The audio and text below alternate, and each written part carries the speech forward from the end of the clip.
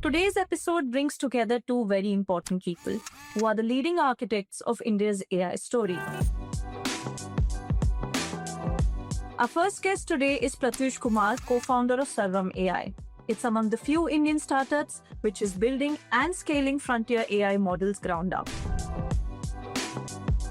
So for us, it's a tremendous revenue opportunity where we can take our model training vantage point of running large infrastructure and apply that to be able to serve tokens efficiently in India. We want to be a dependable partner to an enterprise wanting to adopt AI. This is the decade when we should go from being a consumer of tech to builder of tech. For us, it's a straight line to scaling up India's own play in AI. Joining him is Rajan Anandan, the managing director of Peak 15 Partners and one of India's most influential technology investors, who has backed and mentored some of the country's leading deep tech ventures. Look, we are, institutional as an institution, big believers that India's time has come. It doesn't matter whether it's building our own models, launching our own rockets, developing new chemistries, or building the largest payments infrastructure on planet Earth. When it comes to voice, Indic language voice, Sarvam is state-of-the-art and is the fastest growing in India. 2026 is the year that India entered the AI race. This conversation comes at an inflection point when Sarvam is entering its next phase of growth, from building models to now commercializing them with an end-to-end AI stack. It also comes at a time of increasing tensions between US and China over frontier AI development. Can Sarvam be India's answer? In this episode, we'll unpack Sarvam's latest funding round with NVIDIA coming on board, its future ambitions, and the changing face of India's deep tech revolution. It's Thursday, the 13th of August. I am Himanshi Lohchab, and you are listening to Corner Office Conversation.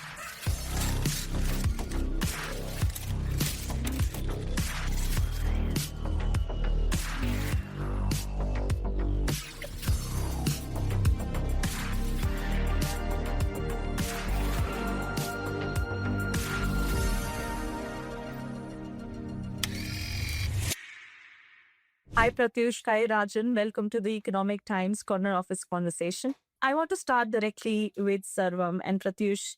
You've just concluded a high-profile Epoch event. The energy was great. Amazing set of launches from the companies coming in. But there's one more fresh set of news that's coming in right today. I mean, a fresh extension of your Series B funding round with NVIDIA now coming on board. Do you want to talk about that? Thanks for having us, Himanshi. NVIDIA was part of the Series B. I think the process got a little longer basis various things that were happening, though they were very much part of the Series B. It's good to see that NVIDIA is betting on companies in India. First company to be from India that have been invested by NVIDIA. Look, we work a lot on this stack, the NVIDIA stack itself, and a bunch of things we have actually been pushing back updates to NVIDIA's own stack, including their training stack, etc. So that deep relationship is now turning into a funding arrangement. So this is a good next step. But is there a more strategic relation? I remember you talked about a new Blackwell cluster that you are setting up. And then there is a HCL Tech data center also with the government of Odisha. So is there, help us connect the dots with everything. No, absolutely. As I mentioned in Epoch, you mentioned Epoch. One of the key messages there was every technological revolution is about manufacturing to some extent, right? And in this whole intelligence piece, manufacturing the AI token being a unit of what an LLM generates, is a very important component. So being able to do that, with access to compute, the right reliability is important, and being able to then serve models with efficiency is something we are focused quite a bit on. The HCL Tech example is also interesting. IT services companies, which had a certain business model, are also looking at how they can be part of the token value chain, right? And it's a partnership with Odisha government. And Odisha is a state which is doing really well in the traditional industries like mining, etc. And they want to now sort of get to AI. And this was the coming together of three players to put that together. So I think compute is going to be a very important part of what Sarvam does, and manufacturing tokens is part of it. So it all fits together. And of course, training models and being able to keep pushing on the frontier of the technology. And where does this put us on the runway to, build for our compute needs and investing in model training, or our funding needs are going to increase time and again? Where are we on that? Separate things. See, this is an area that needs continuous infusion of capital to train models, particularly. But inferencing is an interesting game, and I think the world continues to always see phase changes in a matter of quarters in this area. And there was this phase where the frontier models and token maxing was a big thing, and of course now the energies are about open models and how do you harvest open models for specific needs. The cost structure is very different, right? So for us, it's a tremendous revenue opportunity where we can take our model training vantage point of running large infrastructure and apply that to be able to serve tokens efficiently in India. There isn't enough of high quality models being served in India, even from the hyperscalers, right?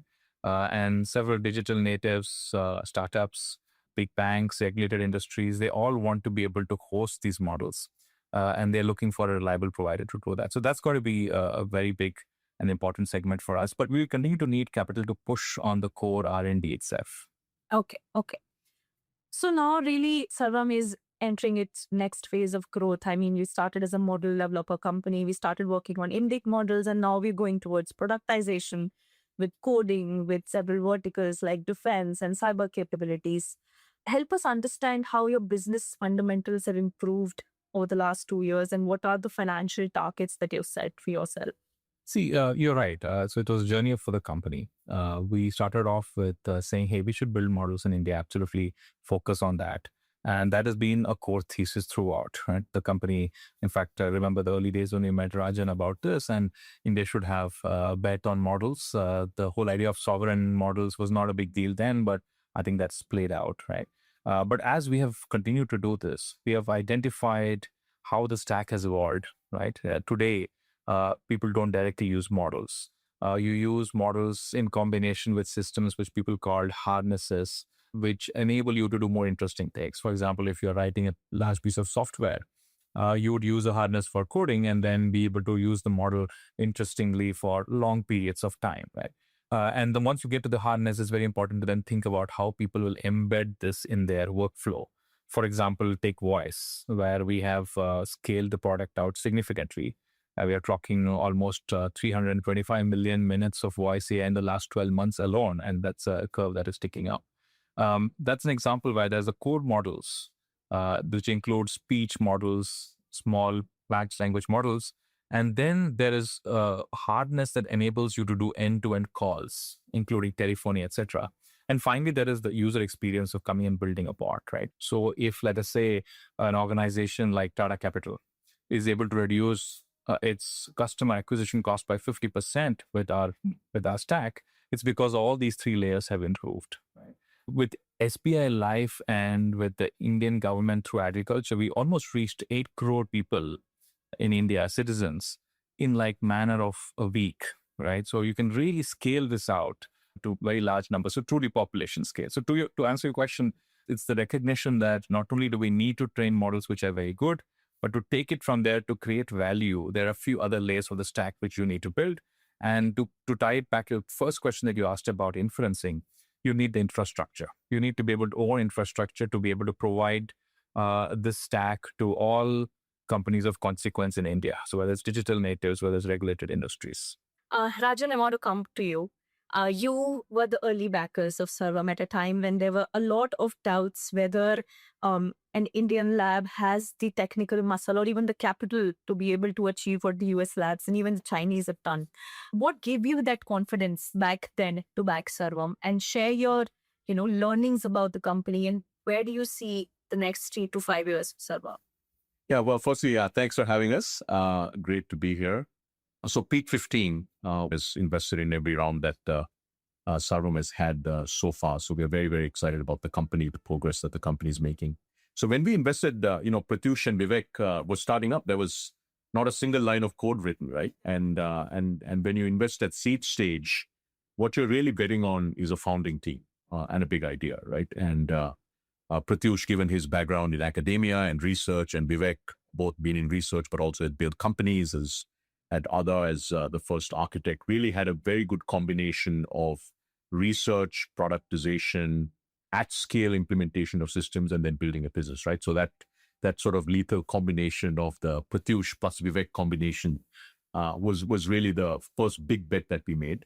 I think the second is, look, we are, institutional as an institution, big believers that India's time has come. It doesn't matter whether it's building our own models, launching our own rockets, developing new chemistries, or building the largest payments infrastructure on planet Earth. So we think that as a nation, we can now do pretty much anything we want, but you got to find the right team to do what you want to do, right? And we felt that Pratyush and Vivek were the right founding team to go out and embark on this mission of building models first and then monetizing them through the various layers of the stack that Pratyush has talked about. It's taken a couple of years to actually build and launch the Sarvam's own models, trained ground up. We have voice models, we have vision models in OCR, the 30 billion and the 105 billion parameter models that were launched at AI Summit, and now you saw the latest releases on Friday. So I think it's been a very, very exciting journey. So when it comes to voice, Indic language voice, Sarvam is state of the art and is the fastest growing in India. Voice AI is the first category in India that is inflecting at the enterprise tier, right? If you're an enterprise today and you want to have voice services, right, you're paying either your own people or a BPO, a business process outsourcing firm, between 5 rupees a minute and 20 rupees a minute. Right? Today, already with voice AI, we are well below 5 rupees a minute, which is the lowest human price that you can get. Right? But then if you're a large enterprise working with a full stack company like Sarvam, you're going to get a much lower price than even that. So the return on investment today that you can get as an enterprise for voice AI is very significant. Right? In AI, there's this big question globally around what is the ROI. In India, when it comes to voice AI, ROI is absolutely proven. And as a result of that, you have many large enterprises, especially in banking and financial services, are large customers of Sarvam already. Right? We actually think that over the next 2 years, voice AI becomes the first billion-dollar revenue enterprise category in India, right? And Sarvam is extremely well positioned, growing very, very rapidly in that category. I think the second thing that has happened is, Indian enterprises are realizing that for most of what they need to do, right, they don't need, trillion parameter models, right? If you look at today where the state of the art frontier is, you've got 5-10 trillion parameter models. They're very expensive. Now, Indian enterprises are the most efficient buyers and the smartest buyers when it comes to enterprise technology. But what they're realizing now is that for what they need to do, right, smaller models, let's say the 30 billion parameter model of Sarvam or the 105 billion parameter model, combined with the right harness that Pratyush talked about, can deliver what an enterprise wants at a significantly lower cost. So I think that has also been very, very exciting. And I think the third thing that we're seeing is that Sarvam has gone from a company that demonstrated they could build models, voice models, or vision models, which are OCR models, and then the 30 and the 105 billion parameter models, to say they can build agents that monetize conversational agents and so on and so forth, to I think what you saw on Thursday and Friday is really this emergence of India's first full stack AI company. And I think now the full stack has been built and it's ready for prime time. Absolutely. I agree with your point on, voice AI, and really the needs of Indian enterprises right now are to, address customer queries, documentation, and a lot more that stuff rather than solving, bimolecular sequences that the models have been able to achieve. I mean, the story started with Sarvam really winning in the cost performance benefit analysis, like you explained, with chatbots and voice bots. But now we're also moving into the trajectory of coding, into cyber capabilities, into defense capabilities. What is your, projection in those areas? So I think the way we think about it is, look, let's just take enterprise AI, okay? 500 billion to a trillion parameter models are required for coding and cybersecurity, right? Then you actually go to the 10 trillion parameter and then whatever goes from there. That's what's required if you want to discover new molecules, right? For life sciences, you want to discover new materials. You want to discover new materials that are going to be the next generation semiconductors. Those will require significantly larger models. And much like we've seen with every other technology wave in India, eventually Indian companies will also do that. But I think the next frontier, if you will, for Indian companies like Sarvam especially is going to be building that, trillion parameter model, which Pratyush and Vivek talked about on Thursday and Friday, which will actually get us into coding and so on. Yeah. Pratyush, I want you to join in on the coding segment. We want to understand more on it because you're also going to San Francisco. What is the GTM strategy there? You're also entering the coding space when it is really saturated. I mean, with very big players already gobbling up a lot of market share. So help us understand your global outlook. Yeah, so the San Francisco thing is setting up an office there so that we can have the best talent in the US also work for Sarvam. On coding, right? I think the way we look at it is we want to be a dependable partner to an enterprise wanting to adopt AI, right? And there are usually still questions about how do you adopt AI, where are the value pools, etc. As Rajan mentioned, voice AI has crossed over. It's inflected. You can actually say that there was actually the chairman of NABARD. We've in fact had a very interesting relationship with NABARD. We announced a partnership as well. He talked about a 47x outcome from voice AI, right? We're talking about large case studies you had with people like IDFC, with other organizations, where they're able to clearly say that it is much better than human performance already and cheaper. And this is just getting started, right? So their value proposition is clear. In other product categories, the clarity is still emerging. We had a period of, let's say, 3 to 4 months when people said, let's go build software as fast as possible and token max and talk about 40% or 50% of your salary as tokens, right? But the real thing is you want to convert what you create into value, right? And so people are realizing instead of just doing that blindly, you need to think about how software is written and what is the right way to maintain software.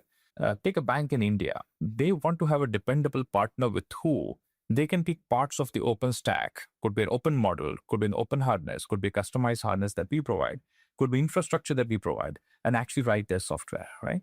And writing software is going to become not just about, hey, I got my code done in 1/10 the time, but I wrote something maintainable, I wrote something that is secure, and I wrote something that everybody in my team now agrees is the right way to do it. And these are big challenges. So by no means is coding a done deal, right? Especially as a team sport where you want to write enterprise-grade software.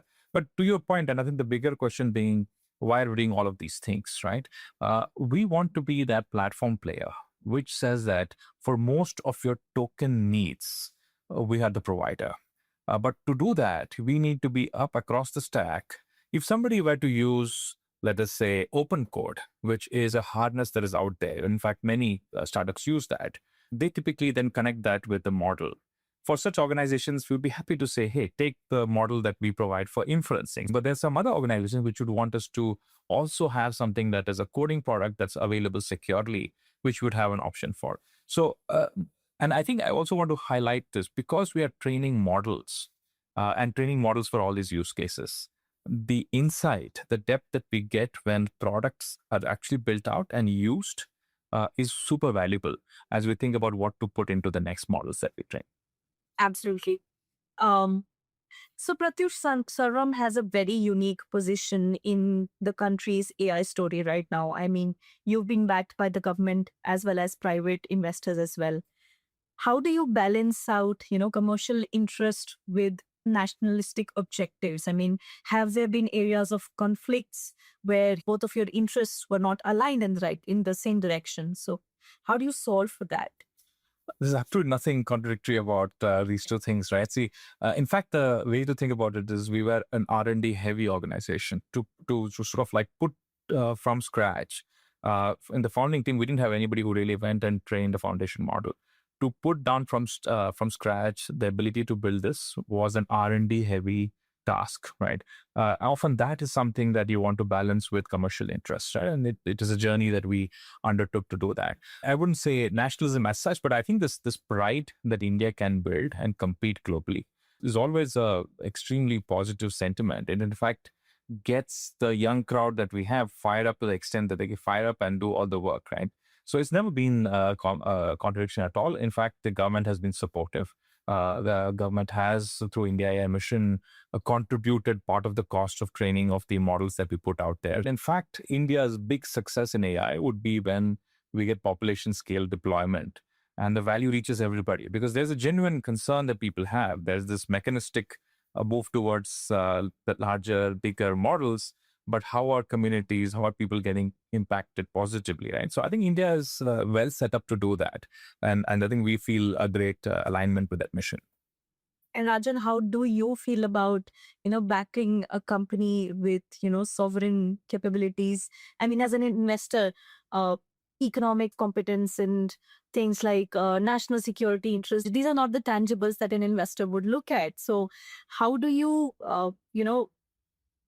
get that confidence of backing a sovereign company with sovereign responsibilities, I would say? See, I think, look, it's important for us to, when it comes to AI and especially a company like Sarvam, what does it mean to be sovereign? First, what it means is models that are trained ground up in India, okay? Second, models that are not just trained, but that are going to be served, inference, all the infrastructure is going to be here, right? And third, models that are truly, whether it comes to languages, whether it comes to cultural context, kind of get India, right? 22 official languages, thousands of dialects, and so on and so forth. So that's really what it is. But at the end of the day, whether you're going to be successful or not depends on whether you're going to win in the most competitive, over time, largest open market in the world, right? Most of Sarvam's revenue, and by the way, it's a lot of revenue and it's growing very fast. We can't tell you what it is, but it's growing very fast, actually is private sector. Indian businesses are not buying sovereign. Indian businesses are buying the best technology that is going to meet their needs, right? But so far, what we've seen is all the adoption has really come from private sector, right? And Indian private sector, I mean, again, they are absolutely the best buyers in the world. They're very, very technically capable. They're extremely rigorous, and they want the best pricing in the world, right? And they also expect very high service levels. So if you're going to win in Indian enterprise, you have to be truly world-class, right? For what they need. And I think what we are seeing with Sarvam is that they're able to win. So would you say that Sarvam has reached a position in terms of performance of its models, the cost effectiveness, where enterprises can really rely on the India champion, where, I mean, there's a lot of tension in the US. The US is trying to ban Chinese, China is trying to ban US. A lot of models are right now in private preview. So there's always this tension about these foreign models being a kill switch for the huge billions of dollars of investments that enterprises are putting in. So can Sarvam be really that India champion that enterprises can rely on? So what I can say today comfortably is, if you're the CEO or a CIO of an Indian company, you must consider Sarvam. Not because it's a sovereign AI company, because we genuinely believe that the technologies that they built can actually solve your problems and help you transform your processes at significantly lower cost or lower price to you, but at the performance levels that you need, right? And by the way, the other thing I would say is what a lot of people haven't realized yet. This year, the hyperscalers, OpenAI and Anthropic, will spend over $800 billion in CapEx. And by the next year, the number is going to be 1.1 trillion is the current estimate. When you spend $1 trillion on CapEx, there is only one way your pricing is going to go, and that's called going up. And as it is, right, what is being offered to you is highly over-spec for what you need. What you should be looking for is to say, hey, look, I need to solve this particular set of problems. What is the best technology to solve this particular set of problems that is going to yield the best ROI for me, right? I mean, I've never heard any CEO or CIO say they're going to get the kind of ROI that the NABARD chairman told us, right? At the end of the day, right, what you really want to know is, can this solve my problem? And is it the best ROI that I can get? And is this a company that's going to be here for the next 100 years to support what we need to do, right? And on all three of those things, the answer is resolute yes, when it comes to Sarvam. But what you just said about the prices going up, is it not contradictory to what the Jevons paradox suggests? As consumption goes up, the prices of No, because see, the thing is, look, if I'm going to invest $1 trillion in CapEx, okay, there's no way that I'm going to take pricing down by a significant amount. See, what's happening is, and you'll see this play out with every big lab, okay, whether it's the big hyperscalers or whether it's the the US labs. Every new model, they're sunsetting the old models. And every new model is usually 50 to 2.5 times the old model. Look, OpenAI and Anthropic are going to go public. When they go public, they have to show, not continue to show their revenues have grown tremendously, right? Like tremendously. Latest estimate, $70-80 billion of revenue, 7x growth this year, right? Now, of course, they have to continue that trajectory. And how do you continue that trajectory? So, by the way, time will tell. I think we should, in a year, we should get back together and say, did prices go up or go down? And what you should closely watch is when the new models are released by OpenAI, by Anthropic, by Gemini, what happens to pricing? Just one thought on the pricing, right? How we should think about it. The promise of a couple of frontier labs existing as winners in AI was that you can have these global models which are super capable for every problem, and they are served out of these large data centers. And you then, across the world, everybody consumes it. And it played out in coding for several months, right? But what has happened in the last few months, and I'll talk about our own experience. Take voice, for example. There is a large language model which has to reason on what to respond to the user. The typical models that a company would use today, a bank would use, or a startup would use to reach out to customers would be, let's say, like a GPT Mini or a Gemini Flash. Now, the prices of those models are 5 times and 9 times more expensive, respectively, compared to our conversational model. Why? Because we built a custom model on top of our base model, which does that task very well, right? You can go even closer to a company with one of the companies that Rajan mentioned.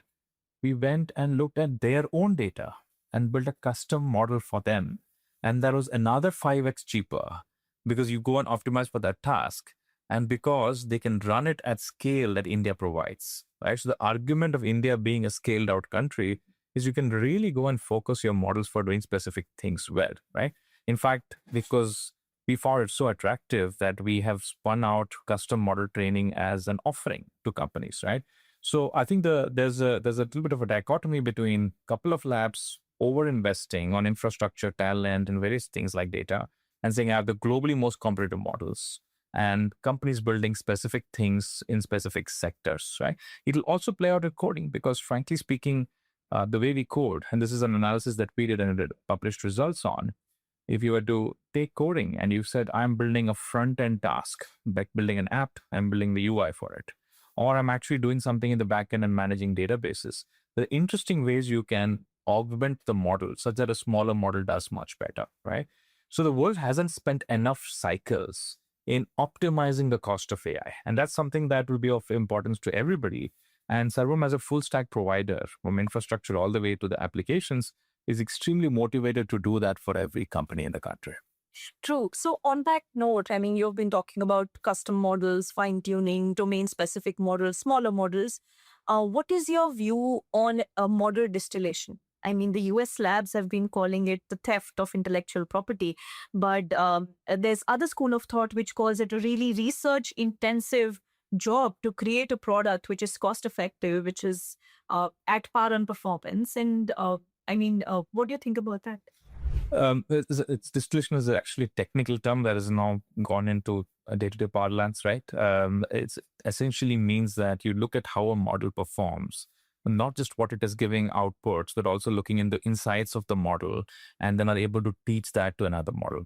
It's now being generalized to say, I'm just taking traces from models and training other models with it, right? I think it's a matter that is sub judice in the US, so I would not like to comment on that. But look, training any of these models is extremely hard. There are only about a dozen or so companies in the world which have trained from scratch a 100 billion plus parameter model, right? And in terms of the data work, the engineering work, the algorithms work, there's a lot of stuff to be done there. The industry overall has been learning from each other. This is how the dynamics should be. I think there should be extreme competition so that the final thing, as we said, the cost is lower for the end user. I think that's where we're headed. I think that's the right thing to do. Okay. Rajan, I want to ask about the global leaders like Elon Musk and Sam Altman have been saying that 2026 is the year where we have entered the singularity, where we've seen recent incidents of OpenAI's agent attacking Hugging Face, where AI is acting autonomously and getting smarter than humans. What is your view on this? Look, so I think when we have singularity, Pratyush wouldn't have. Does it feel like singularity? This does not feel like singularity, does it? I mean, he had to take a plane to come from Chennai. I had to take a plane to come from Delhi. Doesn't feel like singularity, right? If it was singularity, you would have your AI avatar do an AI with his AI avatar and my AI avatar, and we'd all be having this fireside chat, and it'd probably be a lot more insightful than the discussion we just had. So there you go. That's my thought. We are far from singularity. I do think what's actually a lot more important, let's say for us in India, is 2026 is the year that India entered the AI race. Firstly, compute was a huge constraint.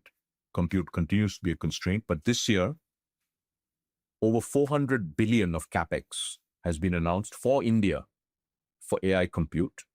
Hyperscalers, Reliance, Tata, Adani, Yota, and so on and so forth. Now, this is not 400 billion a year, 400 billion over the next several years, right? Now, that still pales in comparison to the 800 billion that will be spent by the hyperscalers and the two labs this year. But that is certainly more than 10 billion. I think the second part is, this is the year that models got launched, right? Sarvam launched their models, Bharatjan's launched a smaller model, and so on and so forth, right? Third is voice AI. I'd say the fourth thing is, look, consumer AI adoption in India is really accelerating, right? I think both Google has said and OpenAI has said that India is either one or two, whether it comes to Gemini and ChatGPT. But actually, what's a lot more interesting in India is India today has more funded consumer AI startups than the US.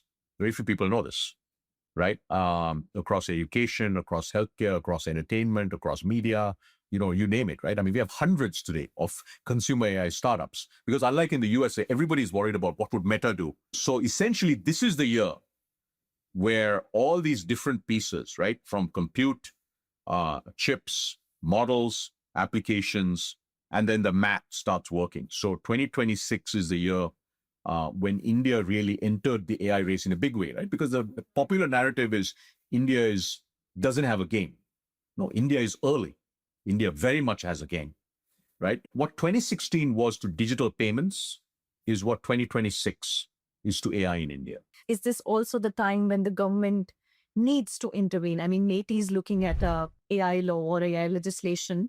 I mean, in the West, we've seen the open letter written by researchers to the US administration, which is really reads like, help us slow down, help us build those governance and, those technical standards for AI to be less risky.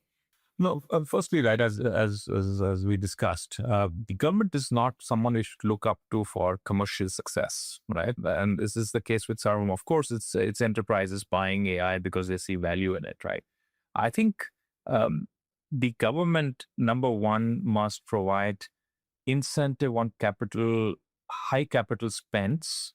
For example, typically in manufacturing, there's a lot of capex that happens. In the case of AI, it was some of this research that people did. In fact, if you go back, it was OpenAI getting funded as an open source AI company that made the bet that scaling will actually pay dividends. It was not happening even in successful big tech companies, right? So there's always some asymmetry that comes from big bets that often capital opens up. But I think the main thing we should recognize is that this is the decade when we should go from being a consumer of tech to builder of tech. It's happened in finance, like Rajan points out. We have far more sort of like active startup and innovation community here than the US. We should do that in AI as well. And unlike in finance, AI is about a full stack of systems engineering. It'll go all the way from semiconductor, in fact, all the way down from manufacturing of the components of a data center to semiconductor, to understanding data at scale, to actually understanding algorithms and thinking product very differently. So I think companies like ours and others, in collaboration with the government, must kickstart R&D in a much, much larger scale. We have to go back to the roots of being systems driven, right? If we had a successful quarter a century, or even more on the services side, on the software, we need to now go down to systems. That's why it's great to see semiconductor companies coming, the government supporting that. We need to do a lot more there, and we need to do a lot more on the model side as well. The final thing I think is AI is one of those things, I think space included, which is both frontier tech, but also extremely valuable. Hence, the government needs to keep looking at what's happening globally. There are going to be global bets on where's the supply chain of AI, who is controlling it, who is enhancing it, who is restricting it, and so on. Just like it happened in rare earth metals and other places, there are strategic longer-term bets to be made, low Earth orbit satellites. So I think it's important to take a longer-term view, a decade-long view of AI, and say, what should we do? As opposed to react to things like, oh, hey, what do we do about copyright and so on. It's more important, how do we win in a decade's time massively? I think that's what we should aim to do in AI. Yes, yes. Closing comments on what are the top 2 to 3 developments you would like to see in Sarvam, let's say for 2026 and beyond, and for India's deep tech ecosystem? Yeah, so I think company building is a very interesting exercise. I'm sort of like thinking about Formula One motive quite a bit, right? I used to watch these races earlier. I think it's about going in laps, and you learn a lot in each of these laps. Each lap is different. And I think we feel very confident that we are on a straight lap right now, right? We just have to put the accelerator pedal down and go very straight. We have clarity on what we are building, what is needed. We have the talent, we have the capital, we have the research capability. And as the brand is now there and people are trusting us. So for us, it's a straight line to scaling up India's own play in AI.